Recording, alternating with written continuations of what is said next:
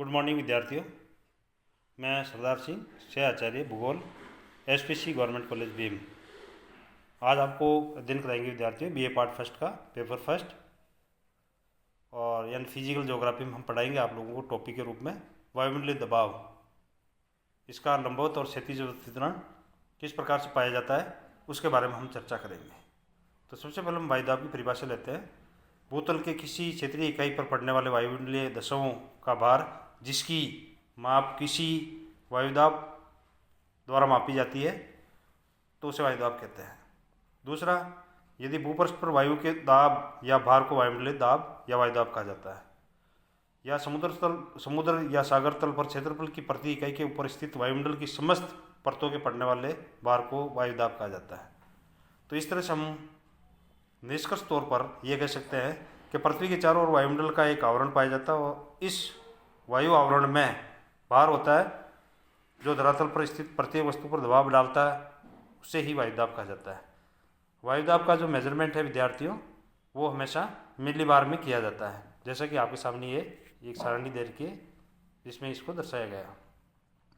फिर हम बात करते हैं वायुमंडलीय जो दाब है उसका महत्व क्या है, इसकी क्या इम्पोर्टेंस है। वायुमंडलीय दाब द्वारा एक तो ताप का संतुलन होता है, दूसरा मानव के रक्तचाप को या उसके संचरण को नियंत्रित करता है, तीसरा वायुमंडल से जो ऑक्सीजन की कमी तथा वायुदाब की न्यूनता के कारण मनुष्य के नाक और कान में से खून आने लगता है, तो ये सब वायुदाब पर डिपेंड करता है।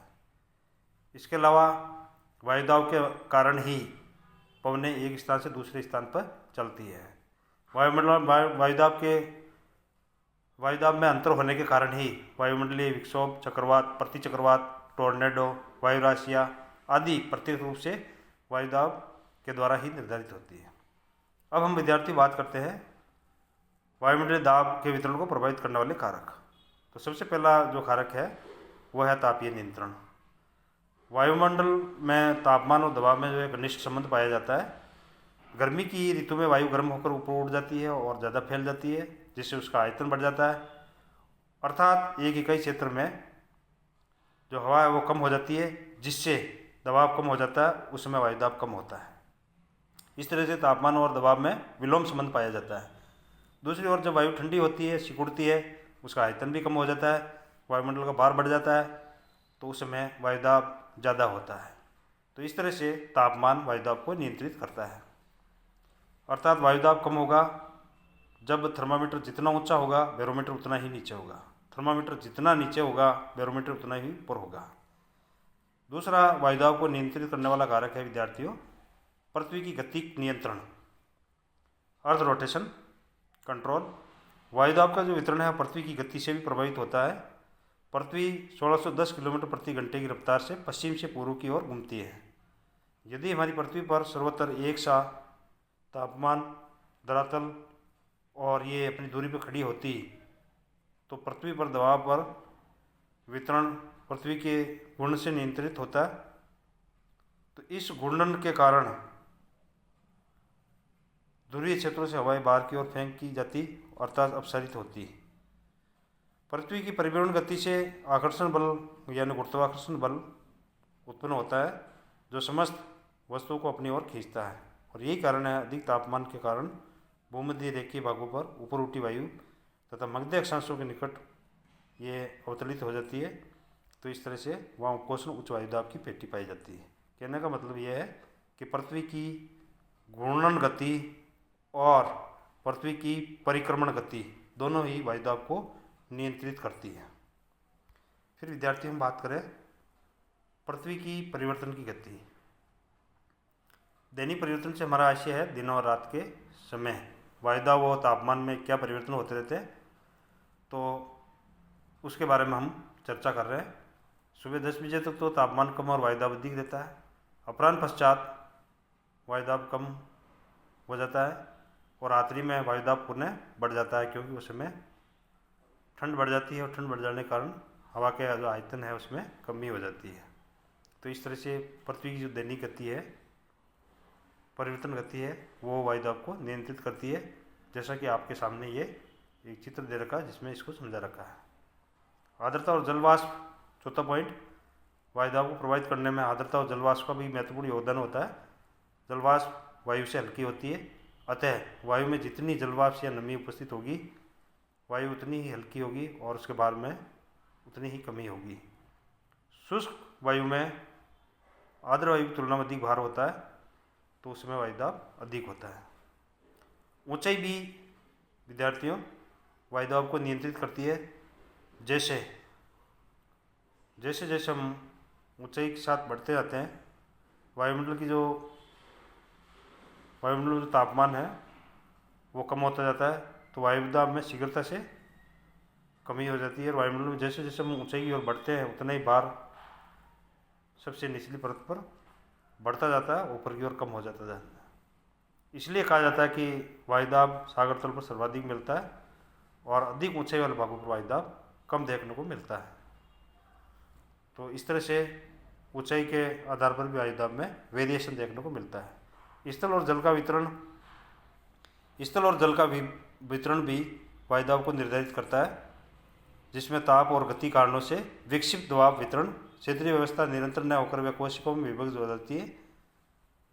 यह दबाव का वितरण पृथ्वी जिस भाग पर ताप का असमान वितरण होता है या असमान धरातल स्थल जल में निर्मित पृथ्वी या खड़ी पूरी पर दबाव का वितरण भिन्नता लिए होता है।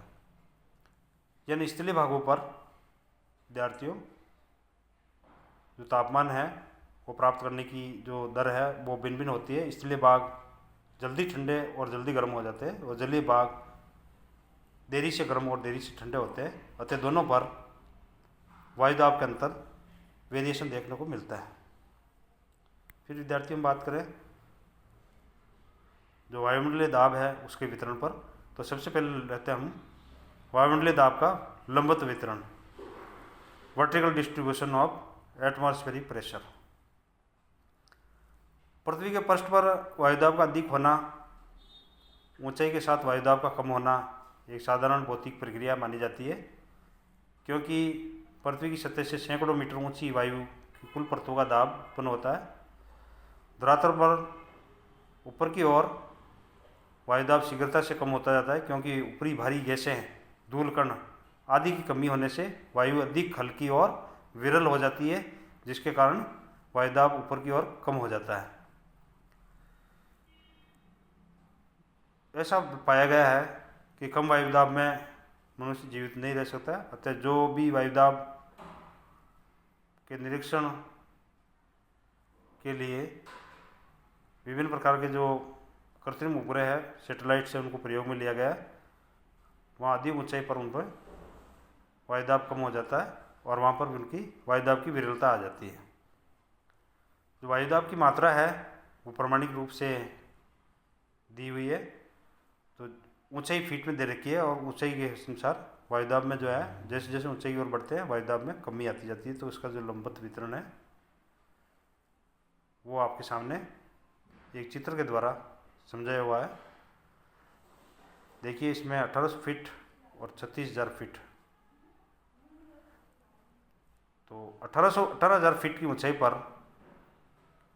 वायु का जो दाब है वो 1/2 हो जाता है और 36,000 फीट की ऊंचाई पर 1/4 उसका वायुदाब रह जाता है। तो ये लंबवत वितरण आपके सामने दिखा रखा है।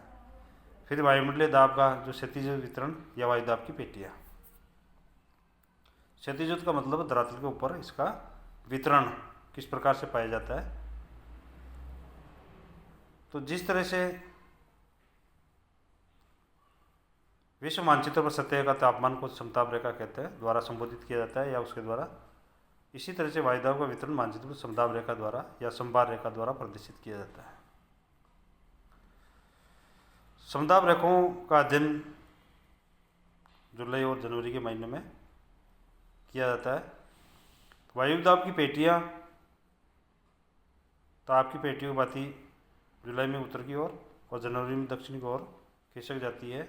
इस तरह से पेटियों का जो झुकाव या स्थानांतरण ताप पेटियों के समानांतर नहीं होता है, अपितु ये इसमें अंतर देखने को मिलता है। अब हम विद्यार्थियों बात करते हैं वायुदाब की पेटियाँ। तो ये आपके सामने जो सर्किल बना रखा है उसमें वायुदाब की पेटियों का हम अध्ययन करते हैं, जो कि बहुत मोस्ट है आपके लिए, इम्पोर्टेंट है। पृथ्वी तल पर कुल वायुदाब की 7 पेटियाँ हैं, जिनको अक्षांशों के आधार पर इनको निर्धारित किया गया है। पहली पेटी है विद्यार्थियों विश्व स्तरीय की न्यून वायुदाब की पेटी, जो कि आपके चित्र में इसमें दे रखा है, जो 5 डिग्री उत्तरी अक्षांश से 5 डिग्री दक्षिणी अक्षांशों के बीच पाई जाती है। यह वायुदाब की न्यूनता पाई जाती है, क्योंकि यहाँ पर टेम्परेचर हाई बने रहते हैं। फिर दूसरे प्रकार की जो पेटी है विद्यार्थियों, जिसको उपोष्ण उच्च वायुदाब की पेटी कहते हैं, 30 डिग्री से 35 डिग्री उत्तरी और दक्षिणी अक्षांशों के बीच ये पेटी पाई जाती है। यहाँ विषुवत रेखा से जो ऊपर उठी हुई वायु है वो अवतलित वहाँ होकर के यानी वहाँ जा कर के जम जाती है। तो इस पेटी की जो विशेषता है उसके जो चित्र है वो आपके सामने दे रखे हैं। इन पेटियों में यह देखा विषुवत रेखा के दोनों ओर एक उपोष्ण उच्च वायुदाब की पेटी स्थित होती है। इस पेटी में उच्च वायुदाब की कोशिकाओं के केंद्र पाए जाते हैं। भूमध्यरेखीय न्यून वायुदाब पेटी से संबंध धाराओं के रूप में वायु जो ऊपर उठती है, ऊपर उठ करके जाने के बाद वायु संघनित होकर के ठंडी हो जाती है और 30-35 डिग्री अक्षांशों के बीच दोनों गोलार्धों में ये वायु का वहाँ अवतरण हो जाता है, जिसके कारण वायुदाब बढ़ जाता है। फिर हम विद्यार्थियों बात करें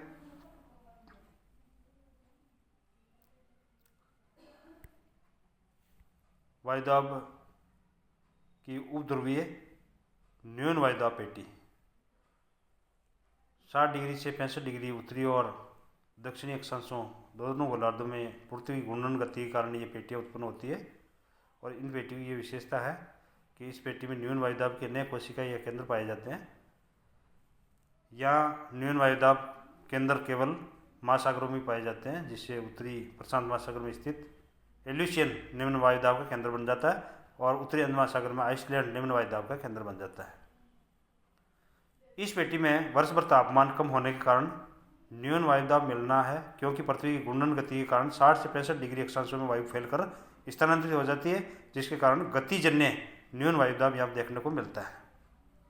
फिर विद्यार्थियों चौथी पेटी है, ये भी दोनों अक्षांशों में पाई जाती है, जो 66.5 डिग्री से 90 डिग्री उत्तरी और दक्षिणी अक्षांशों में पाई जाती है या दोनों गोलार्धों में पाई जाती है।